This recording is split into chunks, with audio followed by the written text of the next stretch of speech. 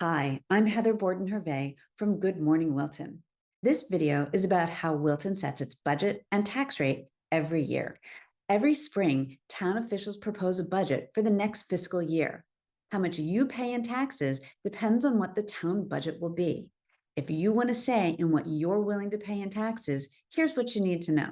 There are three parts to the budget: the school budget from the Board of Education, the town budget from the Board of Selectmen, and the operating capital budget, those building and maintenance projects that the town pays for by bonding or borrowing money and paying it back over several years. Your taxes pay for all of that. The good thing, you get a direct say in how much you pay in taxes and how the town spends your tax money.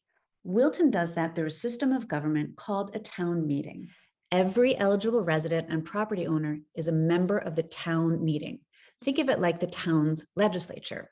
Every year on the first Tuesday night in May, the town holds the annual town meeting. All the town meeting members can actually meet together in one big room, usually the Clune Auditorium. Town officials will explain their proposed budgets, and then residents have a chance to ask questions, say what they think, or propose changes. The only changes that can be proposed are further budget reductions. So if you want your voice heard, it's a very important meeting to attend, because only people actually in the auditorium at that meeting can propose more reductions or oppose them. That night, at the end of the meeting, eligible voters can vote on the proposed budget. For anyone who can't vote that night, voting is continued Saturday from 8 a.m. to 6 p.m. There's also a small window for absentee voting from Wednesday to Friday.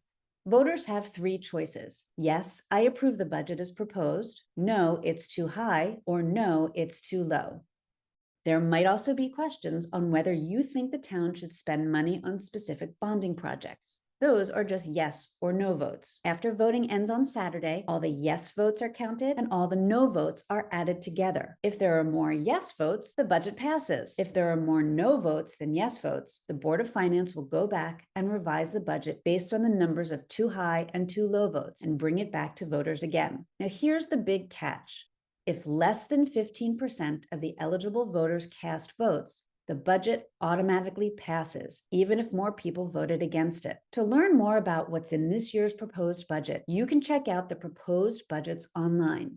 You can email town officials to let them know your thoughts. And you can make sure to attend the annual town meeting on Tuesday, May 2nd at 7 p.m. at the Clune Auditorium. Anyone who doesn't vote on Tuesday still can vote on Saturday, May 6th from 8 a.m. to 6 p.m., also at the Clune. So you really can have a say in how much you pay in taxes and what those taxes will cover. But only if you learn more, get involved, and vote. And as always, read Good Morning Wilton to keep up with the latest on budget news and everything else happening in Wilton.